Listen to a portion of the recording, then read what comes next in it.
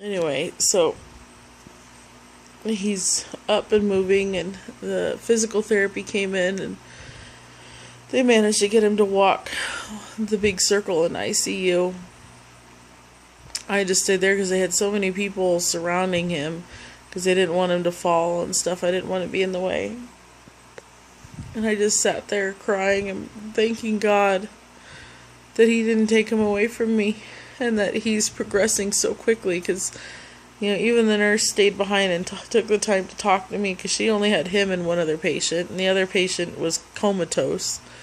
So she'd go in and check on him every once in a while, but she said he's doing fantastic. She says, I've never seen somebody come back with injuries like his as quickly. She says most of the time they don't get to this point until they've been here for at least a month. And she's going, he's a fighter. He really does not want to be here. And she says he was telling me this morning he just wants to go home and be with his family, see his little girls. She says he was talking about his girls and how wonderful they are. And how lucky he is that he's got a wife that's standing by his side through all this. Because he knows he's been a big jerk to her. And he, about that time, came back, and he got back in bed. He was so tired, so he went back to sleep. I went out to get myself something to eat, and I saw Rev, and he handed me a couple of gift cards to Walmart, some heavy duty gift cards. They had taken up a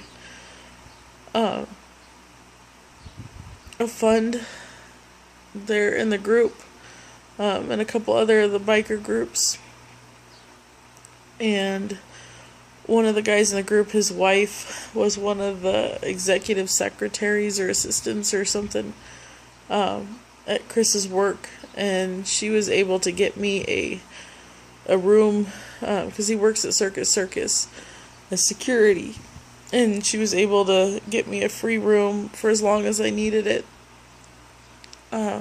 which luckily he had his accident during a downtime and not on a busy weekend or whatever, and so that I didn't have to keep driving the hour, one way every day. And then an hour back when I was tired. It was just a couple minutes over to the room, and I didn't use it right away, because I did want to go home. I still had pets and stuff at home, and Chris's dad was still at home.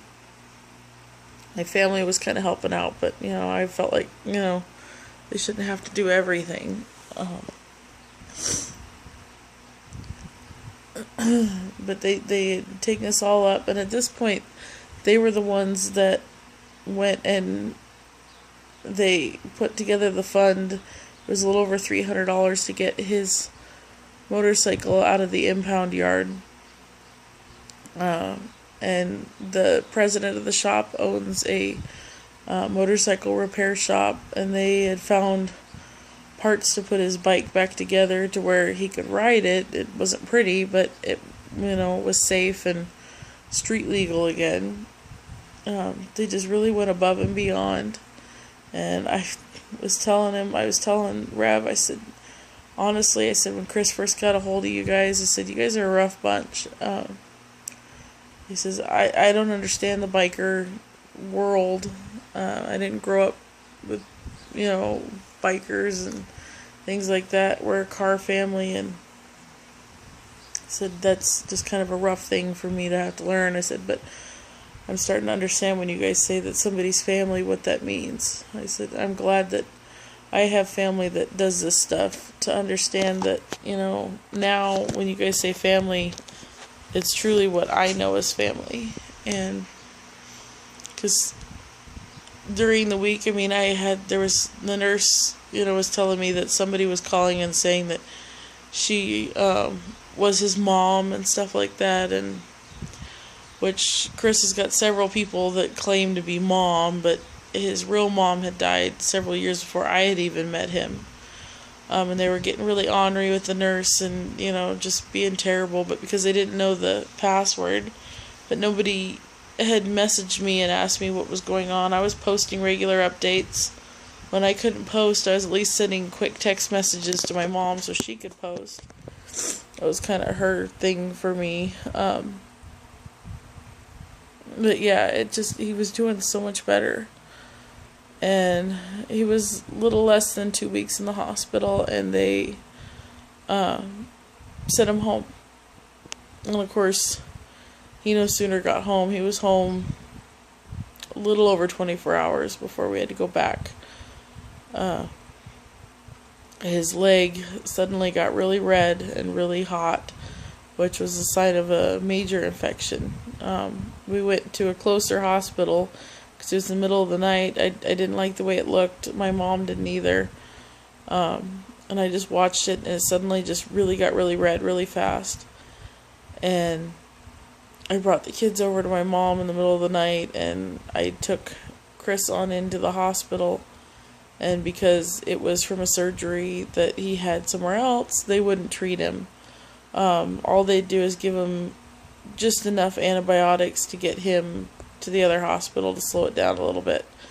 But, they wasted 3 hours of our time before we went over there, and they were insisting that he needed to be transported by ambulance. And I told him there's no way, because as it was, I already had a bill for the ambulance that took him 2 miles for like $3,000, and CareFlight was $18,000 and change. It was ridiculous, and he couldn't even remember being on the helicopter. I said, shoot, we could have gone to Hawaii and done the glass bottom helicopter with all the amenities for less, and that included the trip to Hawaii. But the insurance wasn't going to pay for that stuff. We didn't know if the medical insurance would cover it, but the motorcycle insurance wasn't covering anything. He had a little bit better than the minimum, but they felt because of the police report that it was his negligence, even though I'd said that a few times he had said that there was a deer by this point when he was kind of in and out of consciousness. And I said, the police report may say that he was speeding. And said, but the biker people and stuff like that, they all knew the turn that he was on. They said there was no way he could have been doing the speed they said he was doing. He would have laid the bike down long before he hit the guardrail. And the cop just didn't know what he was talking about. Yeah, so that's all that. So we got him back over to the other hospital, and he got right in, and he had to be checked back in. They took all kinds of blood and everything, and after like 2 days, they finally came back and said he had a staph infection, because they didn't send us home with antibiotics for him or anything else. They knew he still had a really high white blood cell count, which meant he still had some kind of infection going. They just didn't know coming from where and why. So instead of sending us home with antibiotics, they just sent us home. So now here he is back in the hospital because the infection's gotten worse, because now he's not getting antibiotics by IV all of a sudden, which upset him because he didn't want to be stuck there again, but at least he wasn't in ICU anymore. So by the time it was all said and done, he had been in there for a full month. Then he finally got to just be home. It was a couple months later that his arm started really hurting again. He got to be in the operating room with me when I had my C-section for my son right before Thanksgiving. They were in the middle of giving me a spinal tap when he had locked his knees. He was holding me on the table, and he locked his knees and passed out. Hit every machine in the room, I swear, on the way down. So he got put on timeout because they were concerned because, his neck was broken, his arm's broken, and everything else. Even though he had metal plates in his arm, he still just took such a heavy-duty spill. But he still got to be in there for the surgery and be there when our son was born. But it was around January his arm really started to hurt.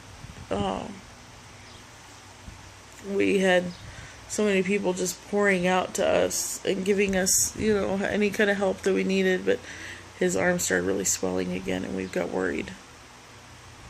So we went back into the arm doctor, the one that did his surgery for his arm, and it turned out that the plate in his upper arm he had managed to snap in half, which the doctor said 20% chance it would have done that, on its own.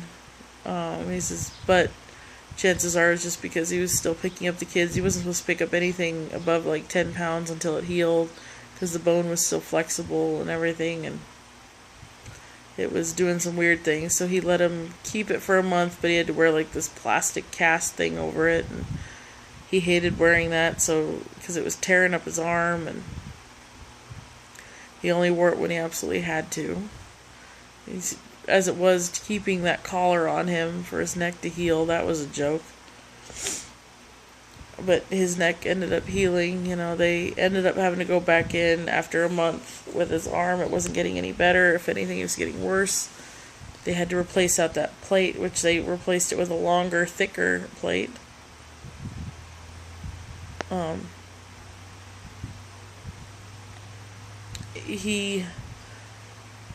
On St. Patrick's Day, we had talked about him getting a new bike. He got a new bike. The other bike runs and stuff like that, but he says it really just needs the transmission done on it and the engine and all that stuff, and he says it just needs some work. He says it's old, it wasn't taken care of the way it should have been when his dad had it, and so he kind of retired it for a while, and it's just become a project, and he got a new bike. I think it's a 2007 or something, and he again was up on that road, and he again had a deer come at him, and he laid the bike down, and then he broke 2 ribs, but that's all he broke. It just a little bit of road rash, a few places, and broke 2 ribs.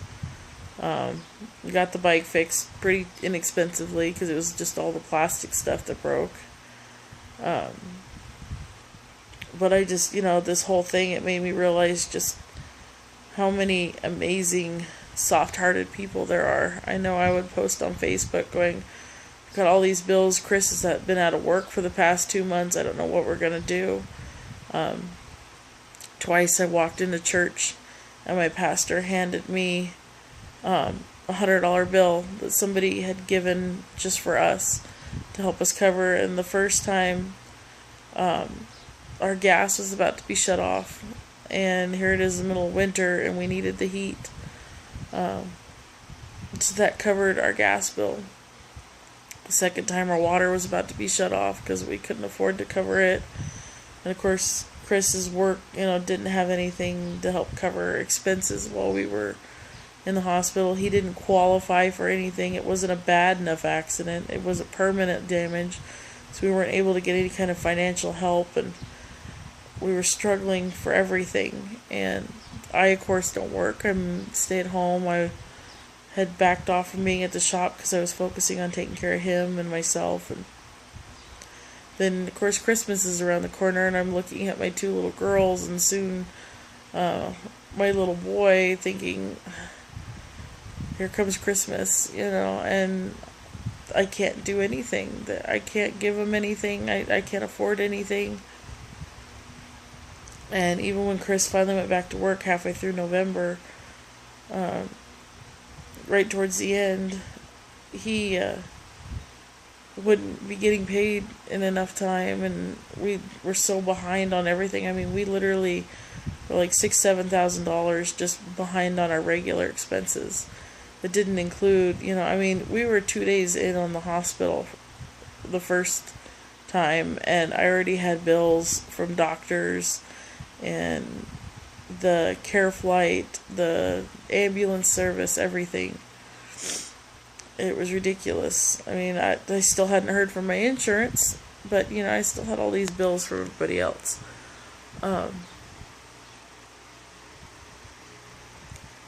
I just was trying to keep everything straight. I had to keep Chris's medicine straight and everything else.